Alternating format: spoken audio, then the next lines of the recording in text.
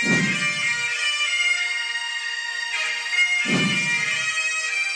to that piece of lieutenant that's always on his podcast, bash us, him.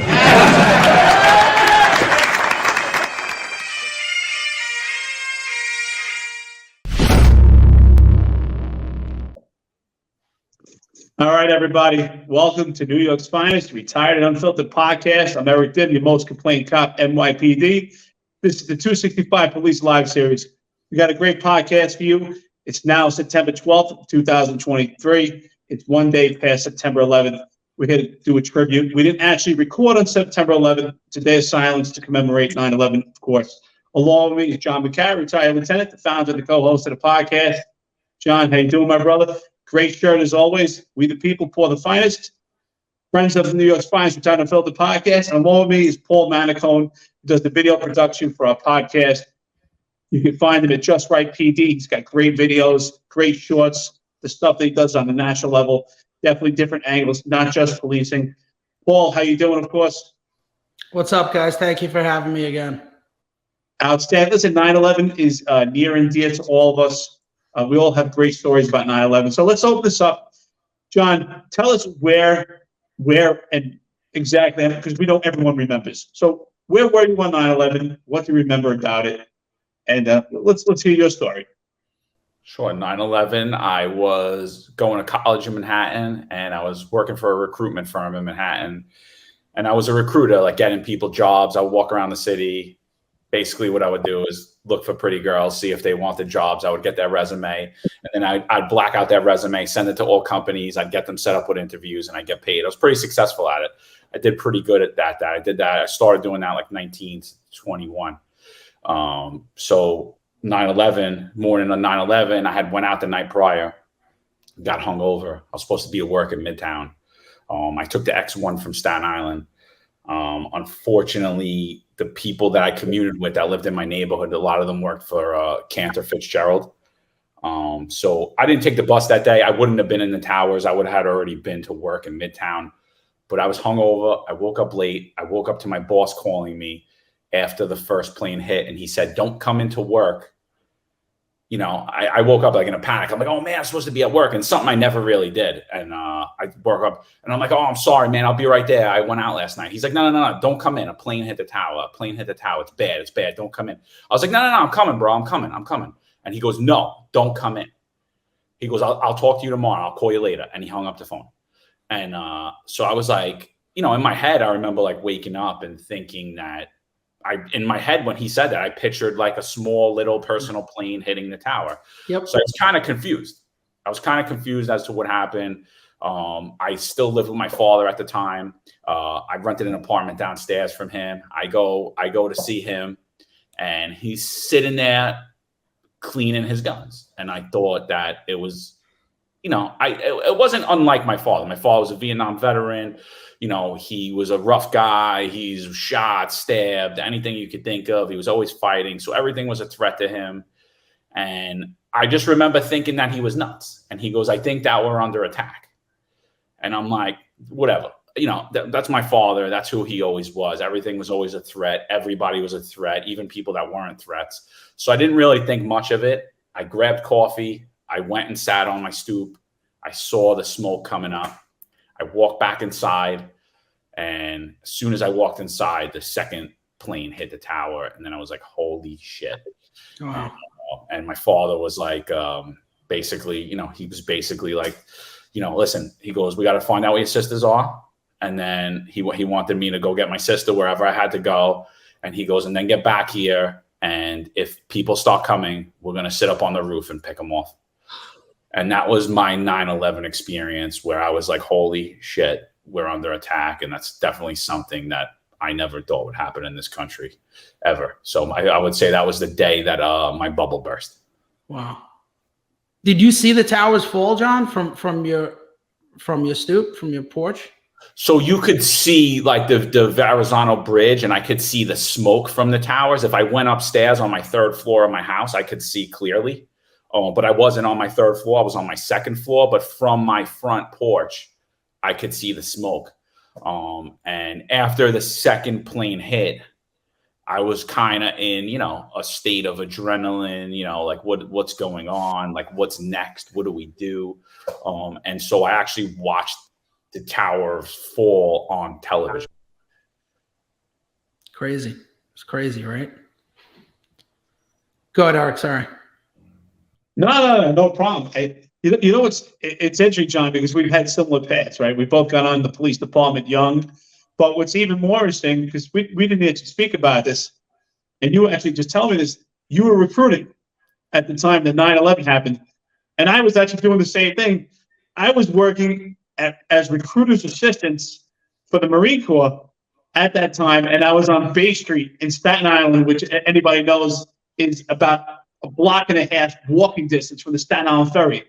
So you're right along the water. You can actually see the Twin Towers, right? Because when you would take the Staten Island ferry, it would bring you right where the Twin Towers are.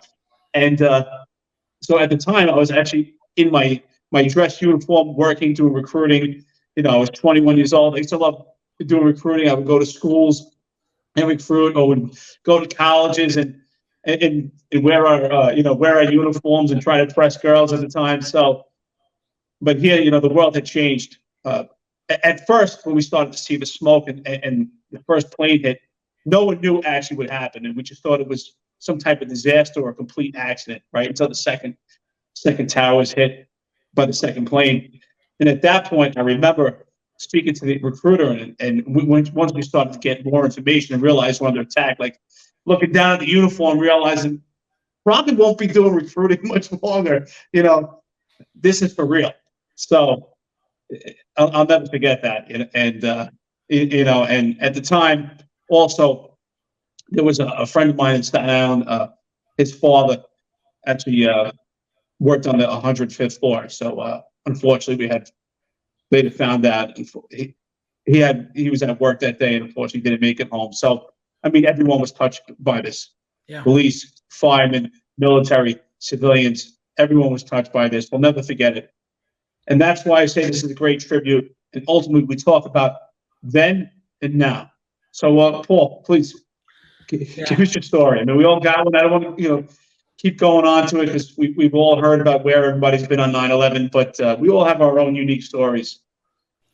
Yeah, I was a young sergeant in the 7th Precinct in Lower Manhattan. I was the youth sergeant. I worked with a great bunch of guys. And like every other small unit, you all have a routine. Our routine was to go out, check the schools early in the morning, and then get breakfast. But just like John, I wasn't hungover, but I hadn't slept the night before. So when they were going out to get breakfast, I said, just bring me back something. So Ricky and Ray went to get me and Frank food. Frank stayed in the, those are the 3 guys that I work with. He stayed in the youth office. And I went downstairs into our old SNU office, which was basically like a bomb shelter. There were no windows. There was no radio, no television. You couldn't see or hear anything. If you were down there, you were forgotten about. I don't know this at the time, but Ray and Ricky are sitting in the car, and Ray sees the first plane go into the Trade Center, and he screams at Ricky, "Oh shit, a plane just went into the Trade Center."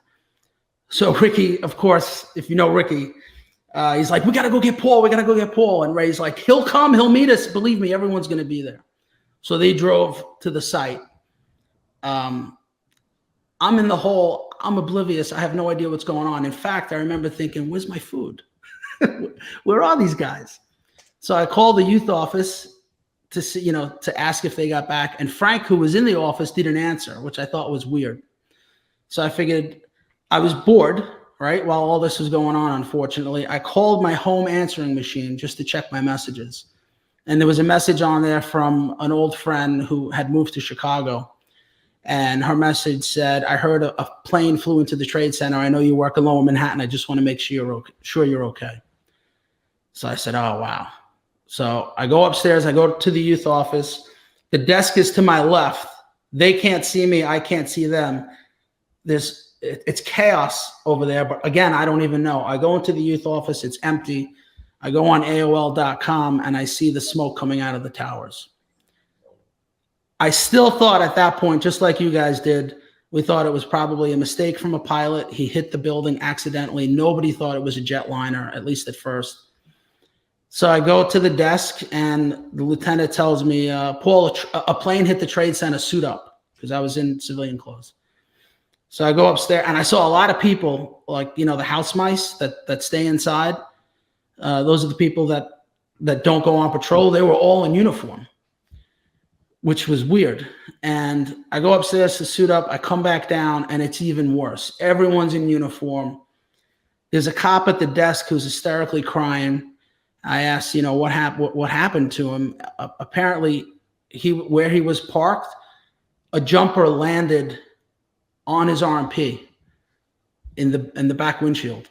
I don't know if he was in the car or not, but he was done. He was a wreck. Cops were going crazy. Nobody was prepared for this. So the other lieutenant tells me, take 2 cops and go to Gouverneur Hospital. Gouverneur Hospital is on Madison Street, and you have a perfect view of the Trade Center. We went there for victims, but there were no victims. Nobody was coming in. So we could see the tower burning. The second plane at that time had already hit, but nothing, both towers were still standing. And, the street was crowded. People were crying. It wasn't, little did we know it was going to get much worse, right? So the street's packed with people, and this guy comes over to me, and he said, he taps me on my right shoulder, and he says, officer, there's people up on the roof. You got to get those people off. So I look, and I see these little dots like running across the roof. So I didn't know who they were. I didn't know if it was cops. I didn't know, right? But I just wanted to keep the guy calm, not let him think that people are going to burn. And just like every cop, well, actually every first responder, whether you're a cop, a fireman, an EMT, the main thing is to keep people calm and not let them know that the reality of certain issues. And actually, when people called 911, if you listen to those tapes, the 911 dispatcher was telling them, don't worry, you're going to be fine. Just stay calm, even though they knew they were going to die. Are they going to be able to get somebody up here? Well, of course, ma'am. We're coming up to you. Well, there's no one here yet, and the floor is completely engulfed. We're on the floor, and we can't breathe. Okay. And it's very, very, very hot. It's very hot. Ma'am, stay calm. Very hot. We're all the way on the other side of Liberty, and it's very, very hot. Everybody stay calm. You're doing a good job. Please. Ma'am, listen. Damn if everybody's coming, everybody knows. Everybody knows. You're very hot. Ma'am, you have to stay calm. There is smoke. I can't breathe. Okay, you stay calm with me, okay? It's very hot. Okay. It's very hot everywhere on the floor. Okay. And it's very hot. We see no fire, but you see smoke, right? It's very hot. I see any air anymore. Okay. All I see is smoke. Okay, dear. I'm so sorry. Hold on stay calm with me. Stay calm. Now, Please. Listen. The call is in. I'm documenting. I'm going to let those... Hold on 1 second, please. I'm going to die, aren't I? No. I'm going to die. Ma'am, say your prayers. And we're going to think positive because you got to help each other get off the floor. I'm Now, going to die. no, stay calm. Please, God. You're doing a good job, ma'am. You're doing a good job. It's so hot. I'm burning up. People that fell out of the towers that weren't that high up, that initially survived the impact, they were told the same thing. You're going to be okay. You're going to be okay. Green tag for minor injuries. You can understand everything. Then you have the red tag for immediate. And then when we get to the deceased, that means no care needed. At this time, this person is presumed dead.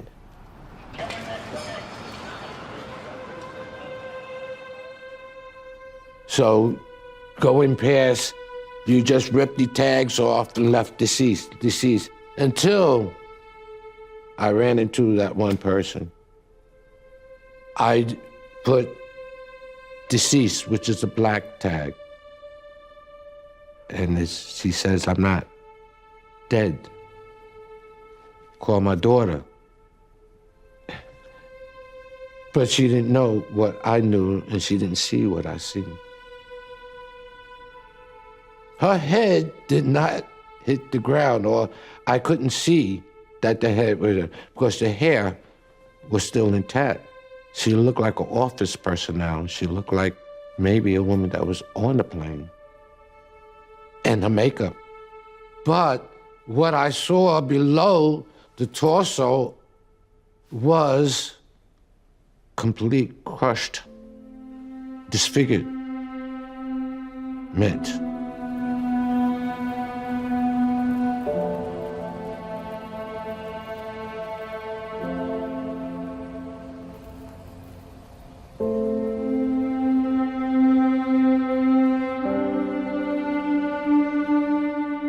This lady must have came down feet first.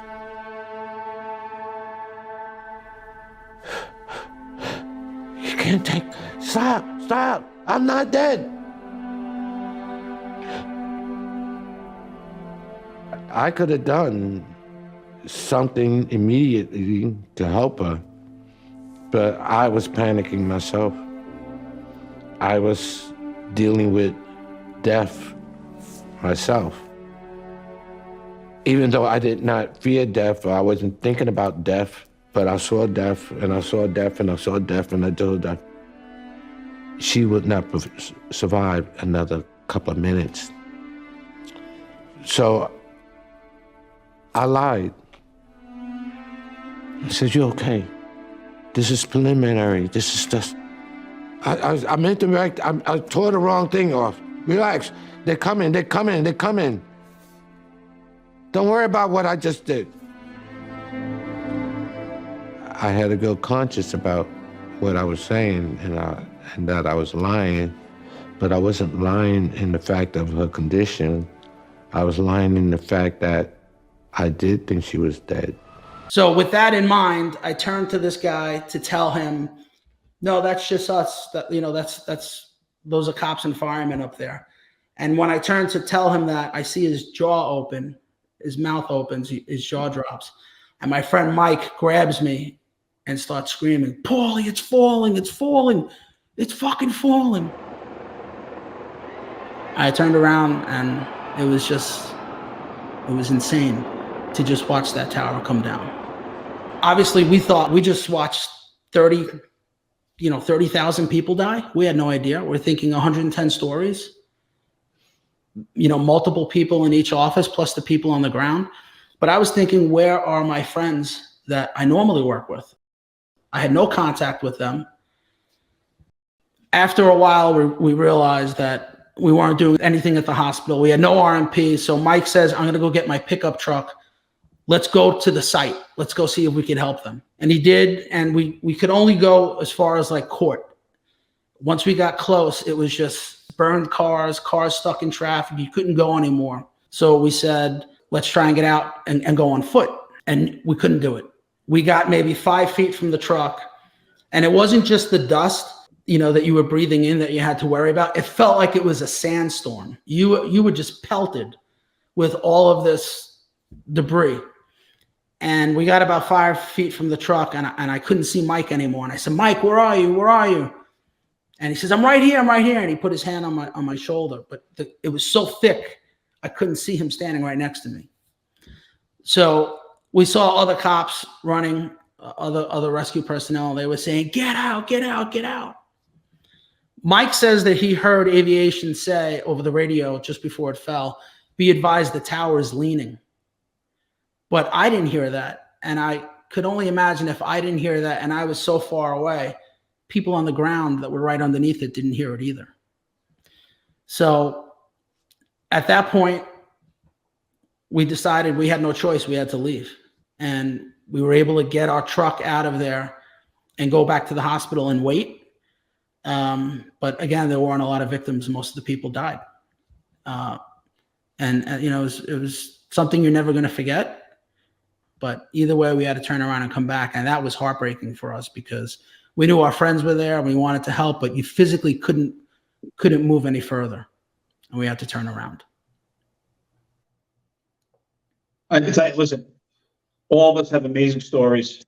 I mean, everyone has a story. 9/11 is one of those instances where, unfortunately, everyone is going to remember where and when and what they were doing on that particular day, and we'll remember that forever. So, but going forward for this podcast, what we want to talk about is how things were then and how they are now. We talked offline, we all agree that the world has just completely changed. The world is upside down, and the world has went insane. I like to refer it as a change of calendar. I actually made a tweet about this, and I had spoke to John and Paul about this.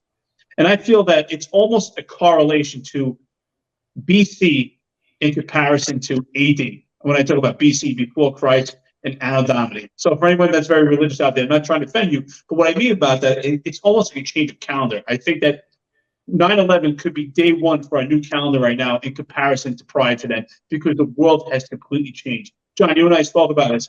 How do you feel? What's the most? What would you say that sticks in your mind most of what has changed and how you felt then about the country versus now? And what was your perception of America as a field force in the nation? And did you think that it was impossible for anyone to penetrate our country, after Pearl Harbor, obviously? Yeah, like I said, I think that was the day I realized that life is short. You never know what you wake up to. I never thought that America would be attacked. I never thought for 1 second New York City would be attacked. The amount of people I know that aren't here just from that short day, at that day alone, by the nighttime, that I knew that they were missing, and I was like, oh, they're gone. Friends, fathers, family, friends. I think that's the hardest thing. I think that was the most pivotal thing for me. It's like I said, I felt like wide open, and I'm sure everybody did. And I've never got my house burglarized, but and this is much worse than that. But like the feeling, to describe the feeling I have, like I felt open, I felt insecure, I felt like someone had came into my home where I feel safe and secure and protected, and pulled that away from me, and my house was wide open, and that's kind of the feeling that I had since that time. Yeah, and we were getting it. I always wondered what it was like to be able to watch it on TV and get fed the information from the news sources. We had no idea. If you were down there, we didn't know right away that the Pentagon was attacked. So as we were learning about that, we saw other jets above us. And again, I lied. I said, no, that's our military. But we didn't really know. And you talk about like being burglarized.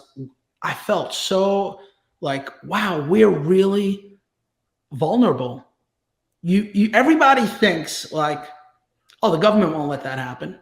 We have procedures in place and we'll be protected. My friend said it perfectly. He said, they got us good.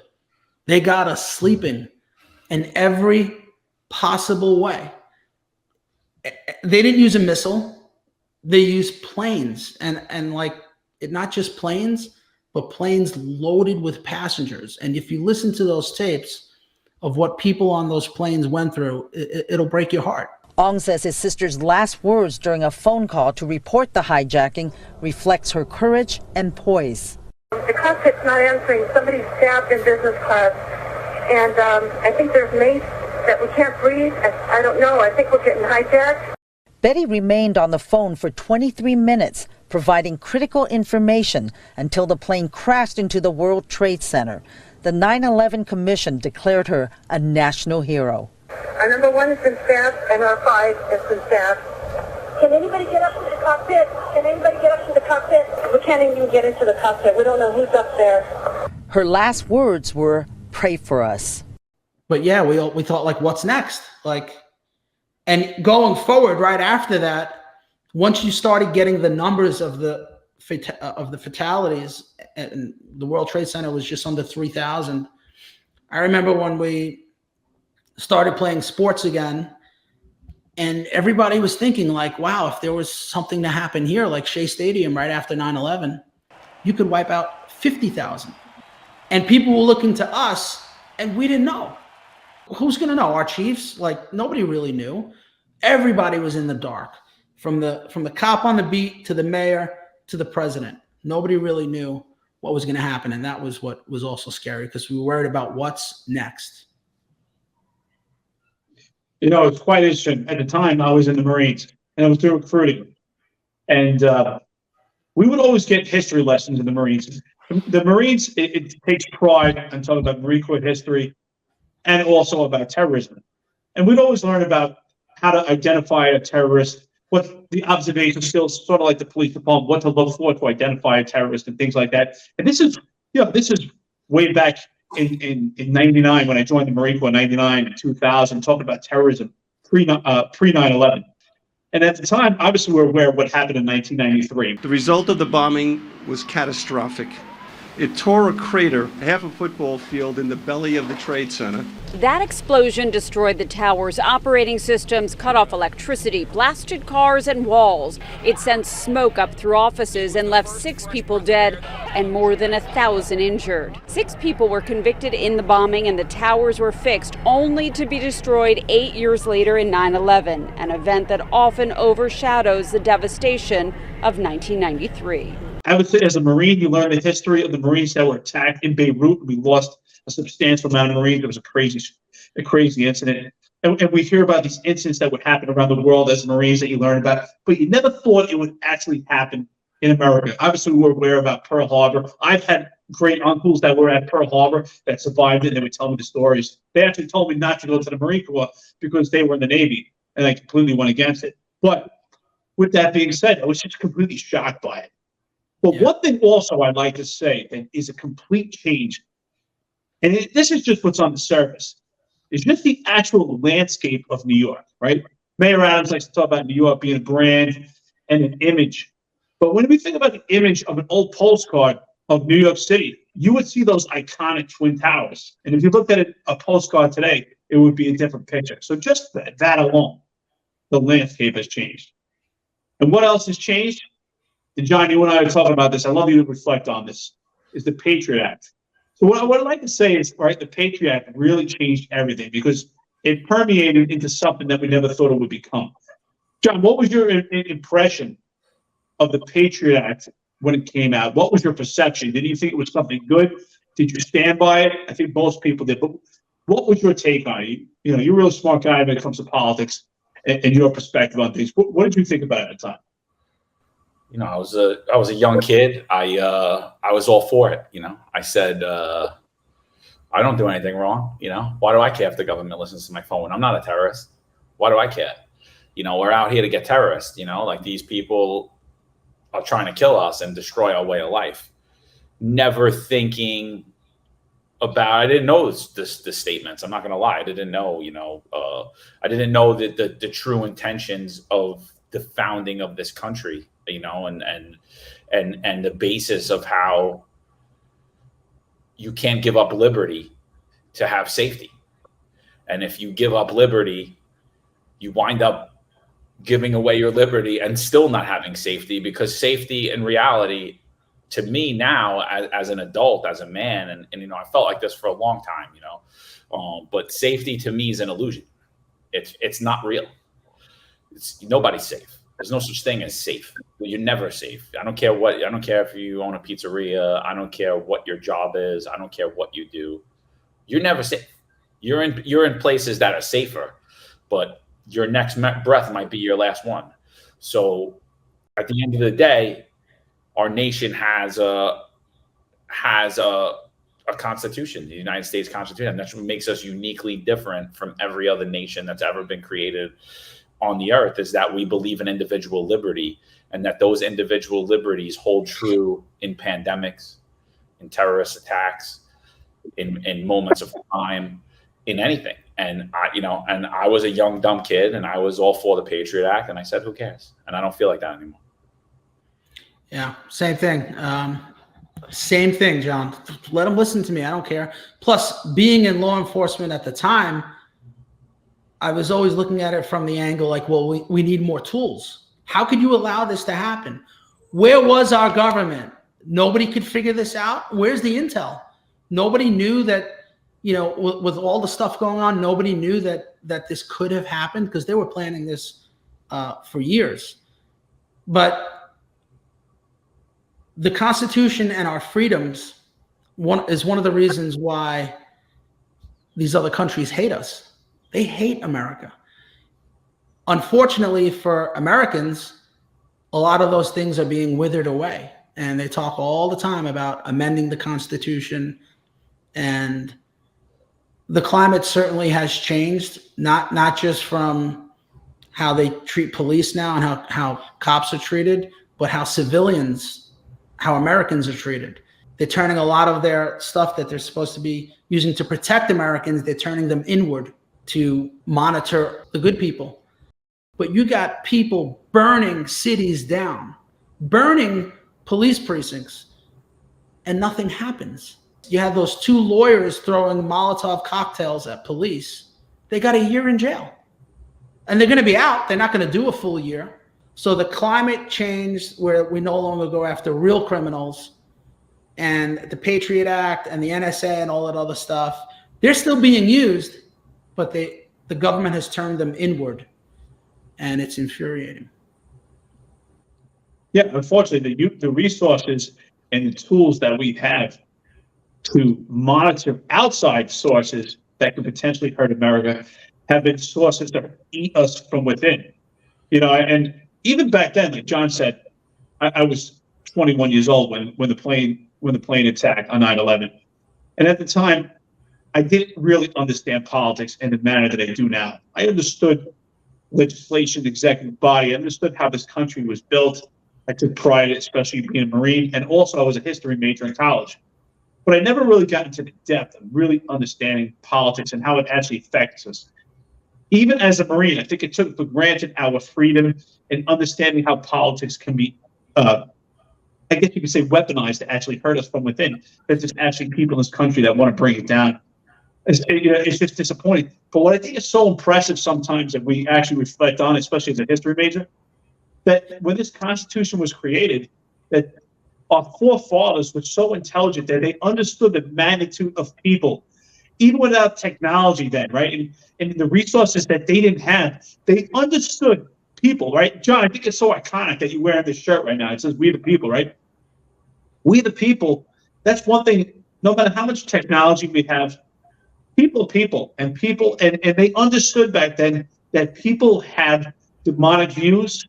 People can have views to tear down this country. So it's pretty impressive. Really, we have to reflect on that. And could you imagine if we had those same men writing a document today? I mean, they would just be applauded by what's going on.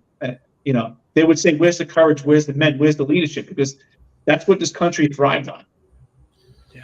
So I think another thing about that day, and before we get into like what's going on now, and I think that will probably offend a lot of people. I know I will on what I'm going to say about that. But I think before that, another thing that happened that day, that if you weren't a New York City resident, you probably didn't know about because it didn't make national attention. But there were people cheering that day that the buildings came down.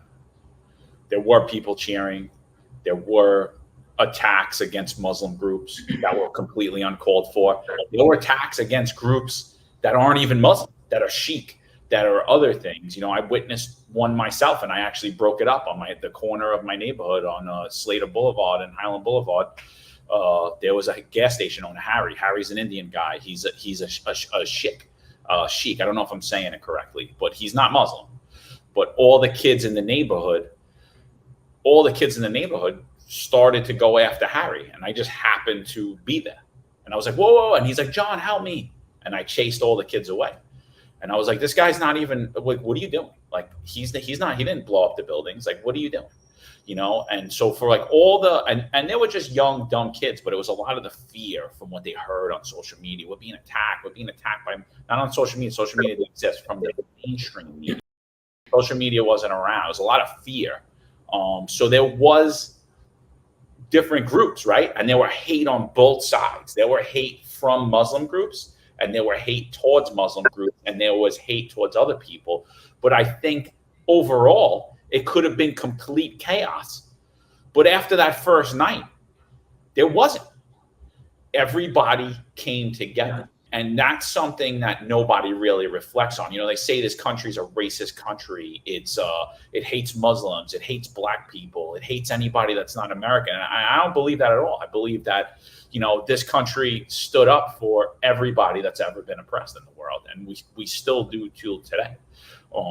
So I just think that's another thing about that day that I can't ever forget, is that, you know, as much as the fear came in and people like, just take my freedom from me and just protect me. And then all of the fear and the hate and the angst, people really started to say, you know what, everybody's human.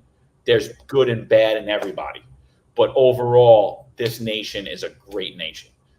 New York City was a great city, and it still is, and it still could be. It's failing miserably now, and we've been documenting that, but it's still a great place, and I love it, and so does everybody on here, and that's why we're talking about it.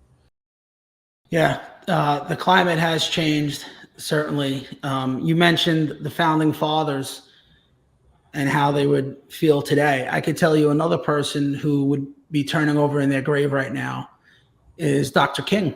What we see today is exactly what he didn't want. He didn't want people to be judged by their race. And that's exactly what we're doing. Of course, we're not judging black people like that. We're now judging white people. And we live in a climate where it's unfortunate, but it's allowed to continue. Everything you see is not only encouraged, but embraced and elevated in the media, where everything is racist. But what they've done is they've taken the word racist and have diluted it so much that today it means nothing.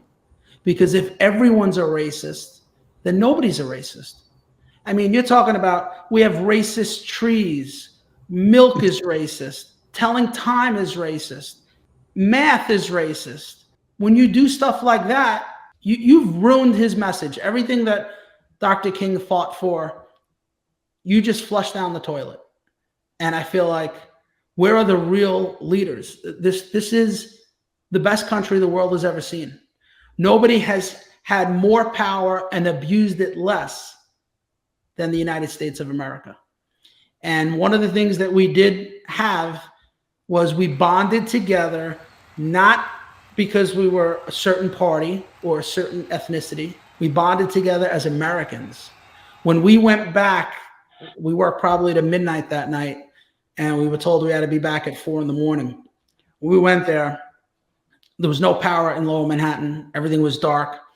But we saw people with flashlights lining the streets with signs that were pro-police. And they were clapping and cheering us on. Every game that was televised, every picture that you saw was pro-police and pro-American. It was a nice feeling to know that I love you simply because you're an American. It doesn't matter what you look like. You're an American, I'm an American. And it really did lock us all together. And of course, that feeling went away pretty quickly, unfortunately. Well, you said two things that really stick out in my head, which pertains to what we're about to talk about, right? You said words mean something, and you also said pro-police. So obviously, this is the finest Unfiltered. Everyone knows and probably anticipates that we're going to talk about police and actually how they're viewed then and how they're viewed now. And when you said words mean something, I totally agree. John and I would talk about this offline. And I said, I'm quite perturbed and unearthed when I see hashtags or slogans, remember the heroes, we care, all these different hashtags and slogans. And are they just words, or do they actually mean something? People say, never forget. Do they actually mean that? Because at the time of 9/11, cops and firemen were the heroes. Firemen are still heroes today. But cops, they were heroes that day, but now they're villains, and they're totally demonized. And it completely changed from then to now. So that's why it's so important. When you say words mean something, are they just words when I see everyone put remember the heroes, never forget? John, what do you think about that? All right, here we go. Come on, That's man. right. Let's do it, baby. Listen, I'm not gonna lie. Never forget, heroes. these ceremonies, 9/11. I hear all the, integrity, honor, leadership. All these terms mean nothing to me anymore. I'll never forget Rivera and Mora when they were executed. I was in my garage in Florida listening to Rivera's mass, hysterical crying. And the only thing that I could think in my head was, if these two guys didn't take the vaccine, 6 days later, New York City mayor would fire them. If 6 days later he fired multiple cops, forced me out of my career, but you're going to sit there and say you honor their faith, you honor their service. And to go further, if they would have been proactive, they would get CCRBs. And again, we wouldn't honor their faith. We wouldn't honor their service. We would force them out for doing something that we asked them to do. And then they got caught up into a political environment where either they're forced to retire, they're fired, or they're criminal prosecution. And no one would be there standing up for them. Like when New York City Mayor Adams put his hand on the car and walked with it. And then 6 days later, he fired hundreds of cops and firemen and everybody else. And again, it correlates to me, like I can't even listen to the bells. I can't even listen to the 9/11 ceremony anymore. It's a horrible day for me. I had a very bad day yesterday. But I think it again. I say, you know what? We honor all these guys. I look at these guys, I see photos of people I know like running up the stairs to certain death. They know they're gonna die and they go anyway. And they would have been fired too. So who the fuck do you really honor? Like what do you mean you never forget? We'll forget about someone the minute it's inconvenient, the minute it's politically inconvenient, the minute that it might affect your career, your RDOs, your overtime, anything. My chance of becoming a chief, my chance of going here or getting this or whatever it may be, we'll all forget about everything. So I personally think, I don't say never forget. I say remember, because I believe that people have forgotten. And I did that, and I've been saying that for years. And there's no clearer way that we could say that we've forgotten that is when I see these leftist politicians, Justin Brennan, New York City Mayor Eric Adams, all of you doing your 9/11 posts and cheering for the entire world to send the people that they don't want to take care of right into the middle of New York City when we don't know who these people are. Is this something that would happen after 9/11? Is this something that a sane person would do? Like, we were worried. We're so worried about terrorism. We're so worried about the safety of New York City. We're so worried about all this stuff. Yet we support open borders, and we're calling the whole world, just send whoever you want here. We're not going to check them out at all. But don't worry. We're going to tap your phone, make sure you're not saying anything on social media. That's what I mean, where, everything sounds great until you have corrupt people leading us and they turn that power inward. I think what happened with the vax is obviously illegal. We all agree on that. I think what makes me really angry about that is it's only enforced for certain people. If you wanted me to believe that the vax worked and it stopped the spread and everyone had to get it and you would lose your job if you didn't, okay, try to sell me on that. But then I look at the border and you have millions of people coming in here. They don't need to be vaxxed. You need to be vaxxed. They can get on a plane and fly anywhere. You can't get on a plane unless you show ID and you show your vaccine card. Your kids need to be vaxxed against everything to go to a public school. But now you got 20,000 illegals in New York City. They don't need to be vaxxed. That's a bigger problem. Forget about the legality of it. It's wrong. It's illegal. I think as time goes by, we're going to realize this is another stupid thing we did to American citizens. Going back to COVID, look at de Blasio, a person who wants open borders. Just like you said, let everybody in. We'll give them everything. We'll give you free phone. We'll give you free health care. We'll give you a place to stay. But we got homeless veterans sleeping on the street and under highways. My advice to these illegals, stay illegal. Because once you become an American citizen, the Democrat Party and all those politicians who claim to care about you, they're going to kick you to the curb. They're not going to care about you anymore. And while de Blasio and all these Democrats want open borders, de Blasio had no problem using the sheriff's department to establish a perimeter around his city and checking people for fever when they came into New York. A guy who's against borders, but when it came to his city and it came to scrutinizing fellow Americans, he had no problem stopping them. So starting today, we're going to do something new in New York City. We will have checkpoints at key entry points to the city. Travelers coming in from those states will be given information about the quarantine. They will be reminded that it is required, not optional. The Sheriff's Office, in coordination with other law enforcement agencies, will undertake quarantine checkpoints at major bridge and tunnel crossings into New York City. Failure to quarantine is a violation of state law, and it comes with serious penalties. In fact, under certain circumstances, the fines can be as high as $10,000. But the border, let them in. That's the biggest problem I have with these politicians. We have to live as Americans. We have to live under certain rules. They don't. It's disheartening. It's corruption and disgusting. I can tell you this, when it comes to the police department, and especially the unions, I think that they are just words. I think they're just words, and ultimately, they're just hashtags. Remember the heroes. For me, I think the police department only considers someone a hero is when they meet their untimely death. That's the only time. And I'm sorry, not including suicide, but it's the only time the police department and the union see someone as a hero is when they meet their untimely death. And we can prove it because they forgot Daniel Pantaleo. They forgot Sergeant Hugh Barry.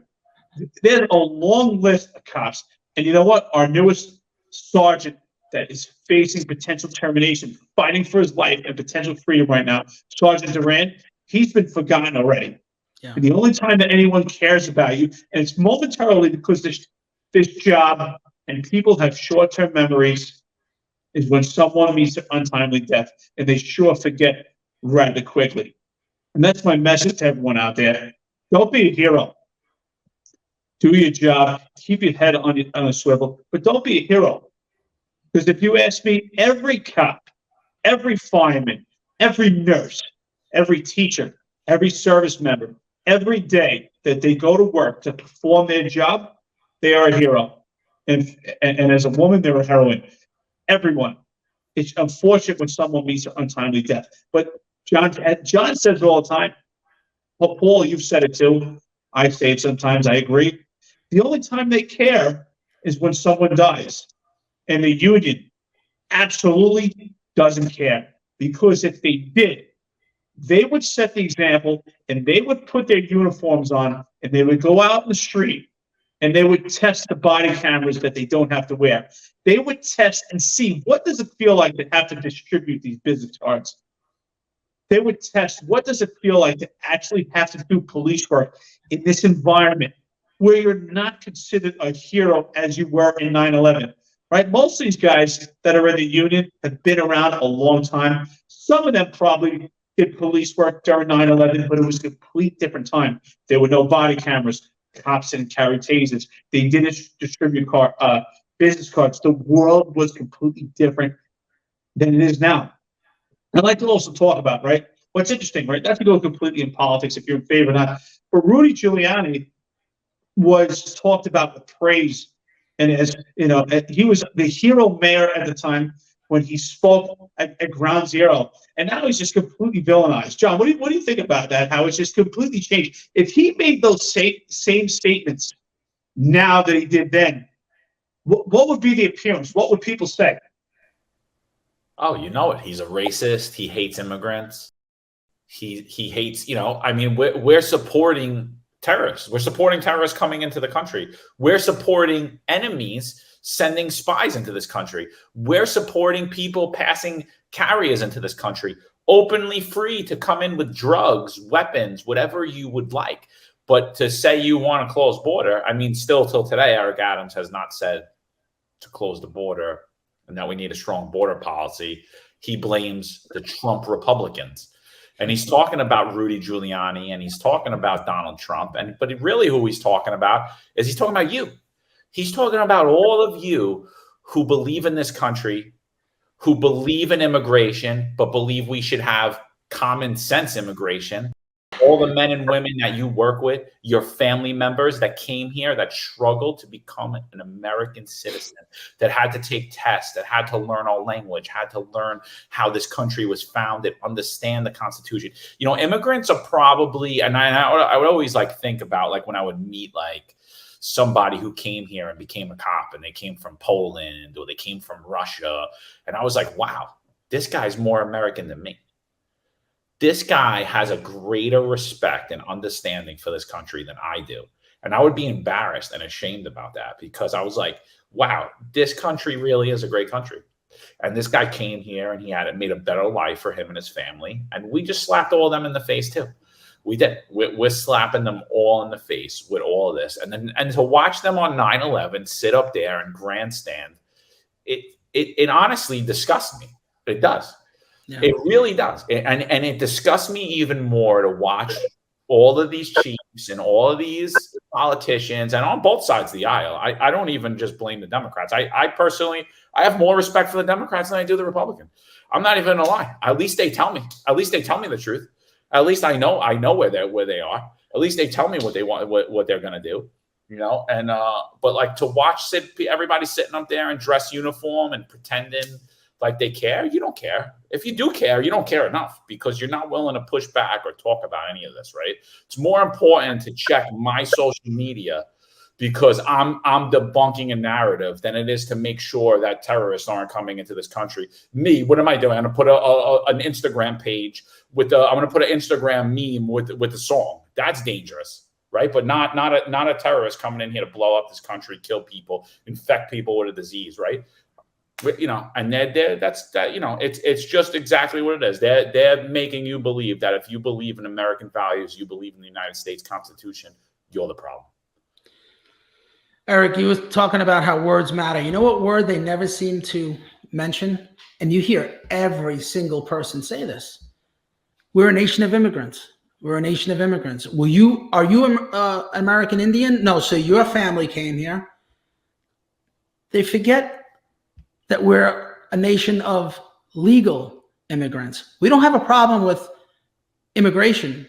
I have a problem with illegal immigration, not just because my family came here and they had to be vetted. It's not just because of that.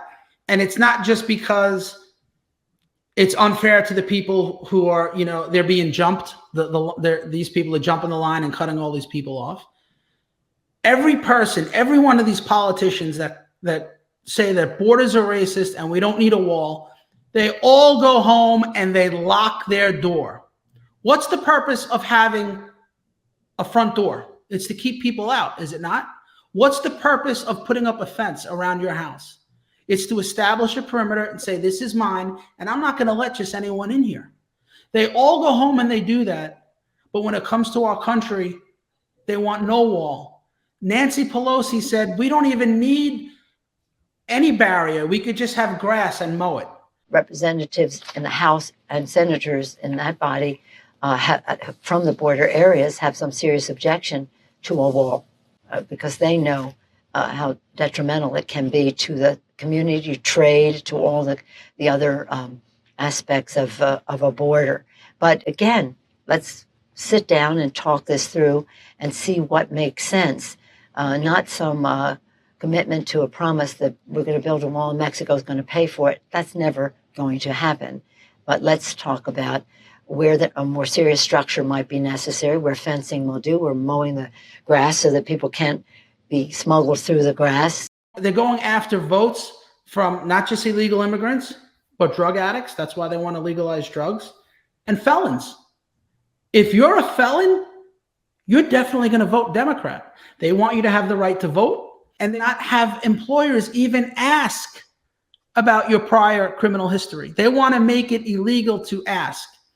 I'm taking action to ban the box for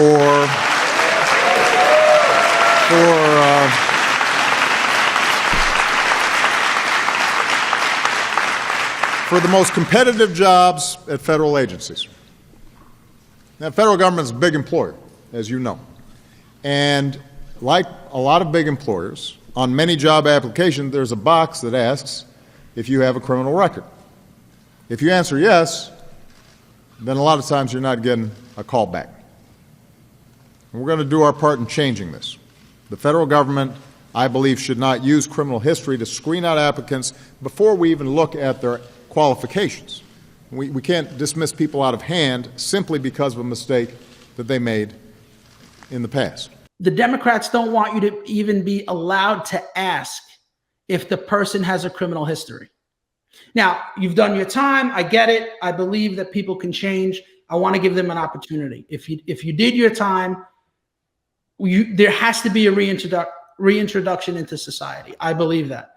But can you imagine the consequences that this could have in the real world? Certain states allow it, right?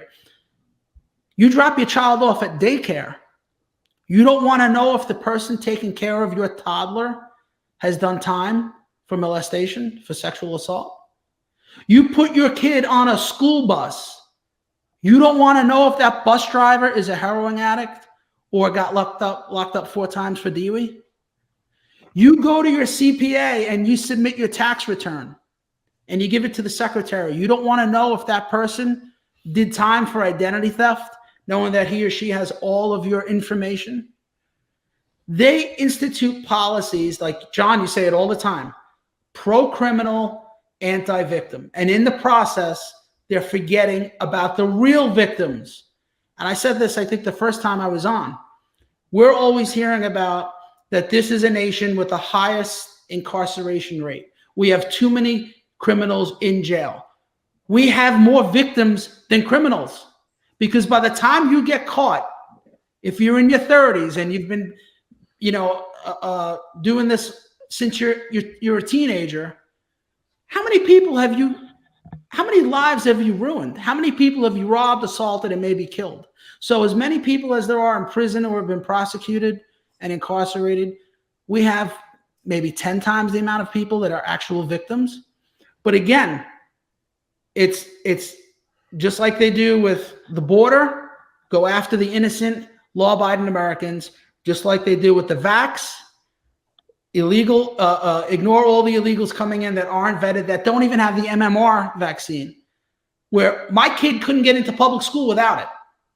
Look the other way.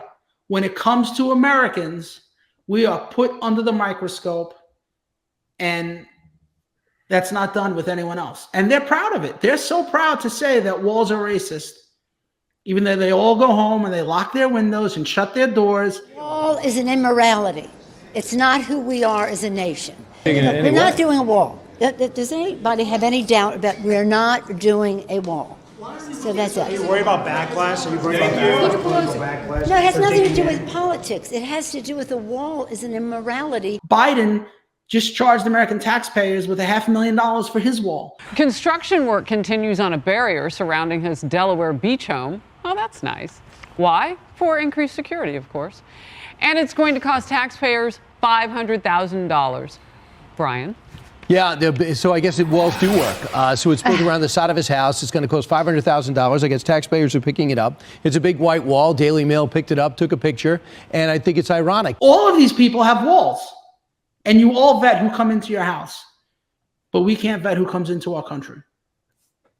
It's sick. Well, it's absolutely crazy. And here we are. It's 22 years later. It's not a long time, but it's long enough that we have young college kids that are in this country right now that were not even born yet for 9/11. So for them, they don't understand even then versus now. They're only living in the now. For them, the actual then that we lived it's in the history books, so they can't even understand. And so I think for them especially, they take the freedom for granted as far as in foreign affairs. But even more importantly right now, they take their freedom for granted when it comes from within. And we've seen it, right? We've seen this anti-police sentiment, the anti-police rhetoric, and most of it's going on with the young people right now who weren't actually exposed to 9/11. They don't have that story that we have of where and when and what you were doing during 9/11. For them, it's just in the history books. And we have this whole new ideology towards police. I mean, John, could you imagine back during 9/11 if we had the same sentiment towards police then? I mean, how would the world be right now? How would that actually be handled? How would everybody come together? What do you think New York City would look like if we had this anti-police sentiment during the week of 9/11? I mean, I've been saying, God forbid, when something bad like that happens again, there's going to be a totally different response to it, and I hate to say that, but I believe I believe that not only the New York City Police Department, but the fire department, EMS, I believe that they have been heavily emasculated. I believe they're shells of their former selves. And I hate to say it, I do, and I'm not talking about all you guys, and I'm not saying pointing out individuals, but I do believe leadership's a big thing, and it's not there right now. I think Alexander the Great, I think he said, I'd rather be led. I'd rather have a lion lead a bunch of sheep than have a sheep lead a ton of lions. So you guys might be lions, but you're led by sheep. And I believe the response, and again, New York City was caught completely off guard. And it was scrambling, right? Pants were down, everybody's scrambling, every agency, everything from the mayor all the way down. But they had the system and leadership in place to get it together and to get it together very quickly. I don't believe that's here with the elected. I don't believe it's here with the appointed commissioners in every single agency, in every single facet of New York City. I believe that the men and women in New York City would be left holding the bag if that happens again. And I'm sorry to say it, but it's just how I really feel. And everything that I see leads me to believe that. And I remember that iconic paper where it was like the real Twin Towers, and it was a photo of a cop and a fireman standing there after 9/11, like standing through the rubble. And I believe that can still be true, but it can't if there's no leadership. It can't, just can't. It all starts with leadership. And, what are there, 30,000 cops? If you wanted to change the whole department, you don't have to change 30,000 police. Although they are doing that now, all you have to do is start at the top. You install one corrupt mayor or one corrupt or incompetent commissioner, and everything else falls in line. And while there were people that supported us, and most of the country and most of the world did actually, we saw cops coming in to the Trade Center, to Ground Zero, from Australia. We had cops come in from Japan. I remember my captain telling me, he says, we don't even know where to put these people. We have 50 cops from Nassau County coming over to this corner, and they're relieving another 50 cops that came over from Suffolk County. Everyone stood together. And I don't know if we could ever do that again. There's such a large group of people that are not just anti-police, but that are anti-America. We didn't really have that back then. And although cops were still, they weren't always portrayed well in the media before 9/11, all of that went away because they knew that they needed all first responders to help. And it was such an outpouring of people who were willing to come in and to help, that we had doctors, nurses, cops, we had volunteers, we had people down at the Trade Center, we had chiropractors that were cracking everyone's back because they were working 18-hour days. We had companies that were donating, water and baby wipes and Band-Aids and everything you could possibly use. And it didn't take long for all of that to go away. But today we have two issues. It's not just anti-police, it's anti-America. Tonight, Congresswoman Ilhan Omar under fire again after telling the Council on American Islamic Relations, known as CAIR, that the worst terror attack on American soil was, quote, some people did something. CAIR was founded after 9/11 because they recognized that some people did something and that all of us were starting to lose access to our civil liberties. Now, growing backlash. First member of Congress to ever describe terrorists who killed thousands of Americans on 9/11 as some people who did something. Unbelievable. I don't know how we would recover from another attack like that, because as much as you're going to have people standing around and cheering our response, you're going to have anti-police cheering the opposite. Excuse me. I would even submit to you that when bin Laden was killed, I believe it was 2000, it was right after Obama got elected. There were people all over the street, all young college kids, waving the American flag, screaming. Everybody was so happy. I don't think that would happen today. I think those same people today, after going to the universities and colleges, they're taught to hate this country. You can't send your kid away to college without them coming back, or at least, them trying to convince your child how bad this country is. When you get 4 years of that, you end up hating this country. And you probably already hated police because they go hand in hand. But I don't know how we would recover emotionally from another attack. I don't know if we would band together, because there's so many people that hate us. Before the America was hated from the outside. Now they're here. They're in the universities teaching our kids.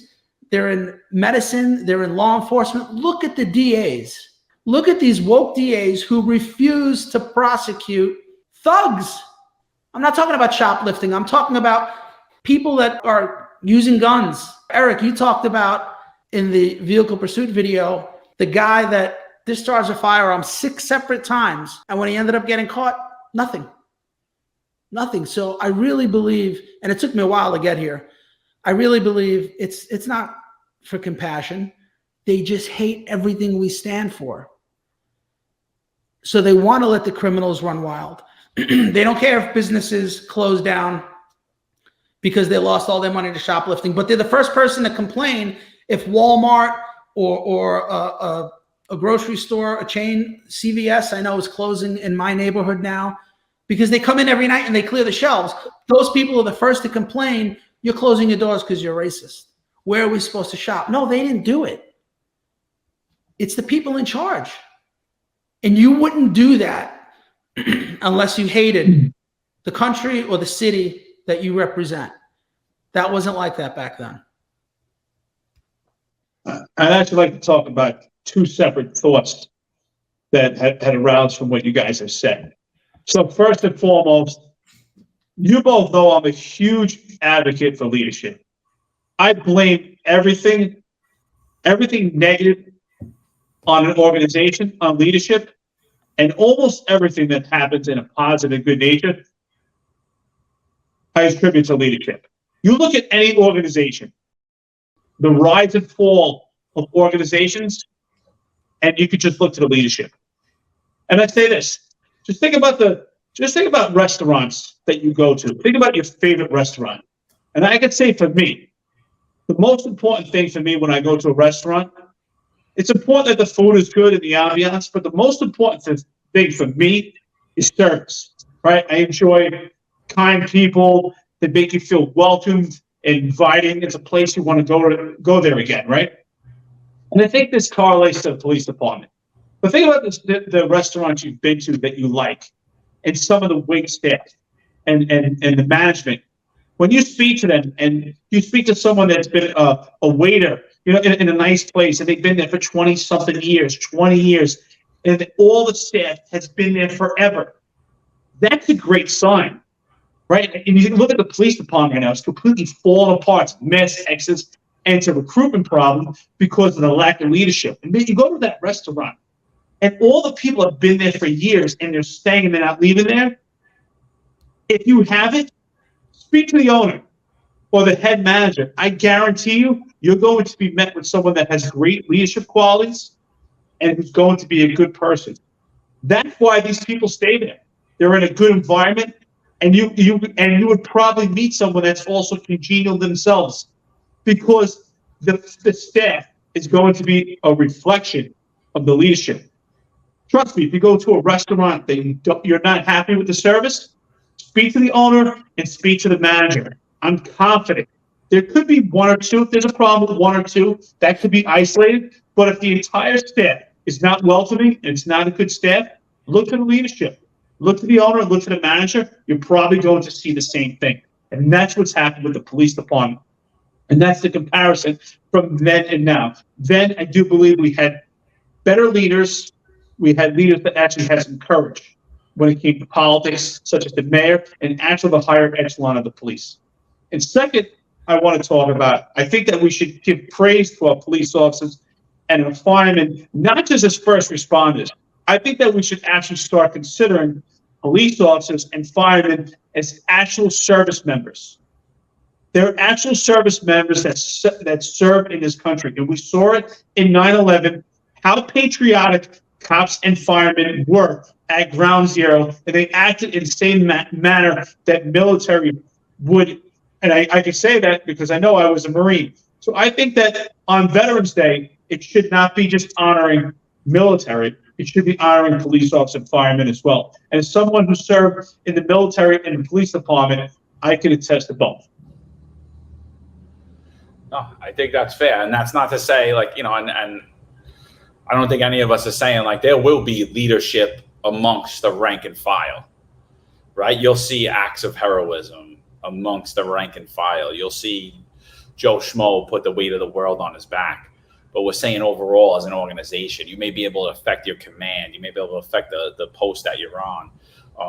We're saying overall. So, you know, I gotta start to wrap this up. So, you know, I'll kick it around to you guys. And I think for me, the only thing I got to say is that I just, you know, if anything I said is offensive to any of you, I really don't care. It really is how I feel about it. You know, I'm just telling you my honest opinion. I'm not holding back. I'm not giving you my inhibitions. I'm telling you exactly how I feel. I could be wrong. I could be right. But this is how I feel. That's how I feel about it. I feel that New York City currently is a shell of what it was pre 9/11, and it's nowhere near it was in the days after 9/11. You know, and I think honestly, you forgot. That's what I think. John, they tried to force you to take an illegal vaccine. I would say, my friend just mentioned this to me. He said, I heard the part when you said, wow, how do you get your pants on because your balls must be this big because you had the courage to quit. And I still feel that way. I'm telling you now, I wouldn't have. I have tremendous respect for you and for your courage. I would not have been able to be that strong. Eric, I would say your biggest issue is an overzealous CCRB. What they did to you is terrible. I never got charges. I think I got one civilian complaint. I could not even imagine operating under that stress. What was done to you was unfair. It's got to be illegal. And that's how I would sum up. If I had to pinpoint, you know, you're known as the most complained cop for a reason. I like to say you're the most active cop, not the most complained cop. Maybe the best cop, maybe the most proactive. So for me, my biggest issue is what Eric just commented on, leadership and the lack of leadership. And it doesn't just mean enforcing police, enforcing the laws, but it means enforcing them correctly.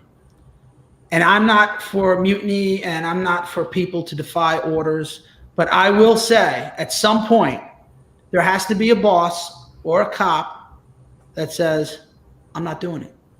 Suspend me. I am not going to harass the people on their way to church with their children for not having a mask over their nose, and at the same time look the other way while BLM and Antifa burn down our city. They quickly spot Floorman Ricker without a mask while walking his dog. Anywhere in public, you gotta wear on your face. Moments later, Mauricio Casanova slips on his face mask after seeing the officers, but it is too late. He too is ticketed. How come you weren't wearing your mask? I just stepped out of my home. Nearby on North Bayshore Drive, David Hines is the third person in just a few minutes to receive a $100 citation. At some point, some of these cops, and I blame the bosses more than the cops, have to say, I'm not doing it. I'm not doing it. When the chief tells you, listen, you got to take down that American flag that's at the construction site because it's offending people, I come back and say, I didn't see it. What flag?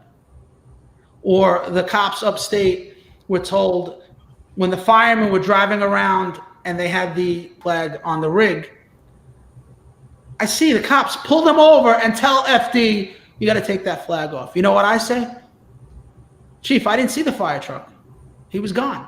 You don't have to be confrontational about it, but you could, I mean, come on, guys, common sense. When you're going into a restaurant, yeah, we're not bouncers, and we hope that if they have a policy that says, you know, you have to leave for whatever reason if you're causing a problem or whatever. But to tell these people they're not allowed to enter a certain place because they have to show their vax card when everyone else doesn't, or you don't need to wear a mask, but you know the people in New York or the American citizen does. At some point, you got to have common sense. I feel like we need a comeback. Common sense needs to make a comeback, and we can't have all of these cops running around with no guidance. We need bosses with balls and bosses with spines for the females out there. And I feel like we're failing not just the people of New York City, but we're failing our cops. And it's very disheartening to see that. We're always going to be betrayed unfairly in the media, but we got to take care of ourselves. And it all starts with leadership. So that's my biggest beef with anything, all the way up to Biden. But it starts at the lower level between a cop and his sergeant. And I feel like we need to lead. We need better leaders. I want to leave you with this before we close this out. For the people out there, the public, if you were alive and you remember what and when and where you were doing before 9/11 and on 9/11, ask yourself, how did you feel as an American during that time? How did you feel about this country? How did you feel about yourself? How did you feel about life? Was it better or worse than it is today? Ask yourself those questions. I would say the majority of people, including myself, felt it was a better time. It was a different world. It was a world we remember we were proud of. I see the memes on social media. Were you alive during this time? You were doing different types of things. And for the kids, if you were born post 9/11, ask yourself, read some books, ask people that lived during 9/11, ask cops and firemen that worked before 9/11 and 9/11, and ask them what life was like in comparison to now. Don't just knock it. You should actually respect history and respect everything. I always say opposition meets opportunity. So, of course, John and Paul, I think this was a great roundtable, talk about then and now and how we feel about leadership and, of course, the police department. So before we close this out, John, let's get a word from our sponsors, and then we'll be right back. Yeah, sure, guys. Like I always say, I think financial health is the most important thing that you could have. You need it. I mean, I don't understand. You guys are in a very dangerous profession. The people that are listening to this that are cops, you should be going out there with peace of mind, knowing God forbid anything happens to you, that little $250,000 or $350,000 life insurance policy that the union's going to give you. It's really nothing. And by the way, if you get suspended, you don't have that, or something happens, you're not going to have that in those lapses. So please reach out to John and Henry. They're great guys. Everyone that's reached out to them so far is very fond of them. They care about us. It's personalized attention, not just for millionaires, personalized attention for cops. Law enforcement professionals dedicate their lives to serving and protecting our community, but who's protecting their financial futures? That's where Laidlaw Blue comes in. Our wealth management platform is specifically designed for the law enforcement community. Laidlaw Blue is a division within Laidlaw Wealth Management, run by retired New York City detective John McDermott. His status as a retired detective uniquely positions him to establish a deep connection between Laidlaw Blue and the law enforcement community. Our platform is easy to use and provides a range of financial services, including investment management, retirement planning, and insurance solutions. With Laidlaw Blue, you can secure your financial future and provide for your loved ones. Our team of experienced financial advisors understands the unique challenges and opportunities that law enforcement professionals face. We're here to help you navigate the complexities of financial planning and achieve your goals. Laidlaw Blue. Secure your financial future today. Book a meeting using the QR code displayed or call us directly on 888-901-BLUE. That's 888-901-BLUE. Outstanding. Listen, before we close this out, I want to thank everybody, of course, for watching this podcast. I appreciate all the support. And I actually appreciate the hate. I can't stop laughing. We're constantly trolled in some of the comments. I almost fell out of my chair the other day when somebody said, go get a job. So I really appreciate it. It makes me laugh and drive us. You give us more motivation and dedication. So, John and Paul, any last words before we close this out? I just like to open it up to the viewer, and maybe they can share in the comments two things: their story about 9/11 if they were there, and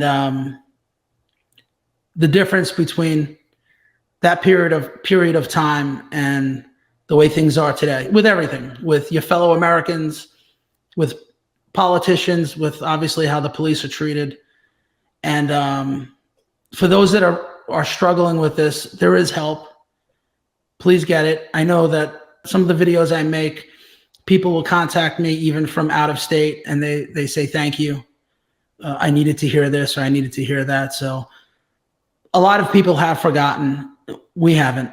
And the people that were there, I don't think we'll ever forget it. So remember, asking for help doesn't make you weak. It actually makes you strong, because you have the courage to reach out and to seek help. And, I feel your pain. It's been 22 years, but for me, it feels like yesterday. So God bless everyone. Thank you guys for having me again. It's an honor. Yeah, I mean, for me, I'll just say the same thing. I tried to stay off social media yesterday. I put one post, a picture of the towers. I said, remember. Second post I put was a clip of Rudy Giuliani and Bernie Kerik on 9/11, walking down, telling everybody to get out of Lower Manhattan. They were on the news. They were giving warnings. And I just said, how it's crazy how we demonize these people. And a lot of people jumped on me. Oh, not today. You don't bring your politics in, this, blah, blah, blah, blah, this, that, the other thing. And like I said, listen, I grieve the way I grieve. You grieve the way you want to grieve. I'm not going to judge you for it. If your grief is to come at me or attack me or to tell me to shut up, that's fine. I don't care, but I'm not going to. I'm going to speak my truth. That's how I honor the people that came before us. That's how I honored my dead family, my dead relatives. That's how I honor them, is by I give my honest opinion, right or wrong. So, and that's why I respect both of you so much too, is because you don't hold back. And I believe that's the greatest form of love. So, I thank all you guys for tuning in. Thank you. Absolutely. I want to leave everybody with this, and I mean it. When you're back on social media and you put a hashtag, remember the heroes, or you put a hashtag, never forget. Ask yourself, do you actually mean those words? Do those words actually mean something to you? Because I hope it's not just a hashtag, and I hope it's not just a slogan. With that being said, New York's Finest Retired Unfiltered Podcast. Thanks for viewing us. 265 Police Live. Take care, everybody. What's this other jet doing? What's this other jet doing? Holy fuck! Oh my God!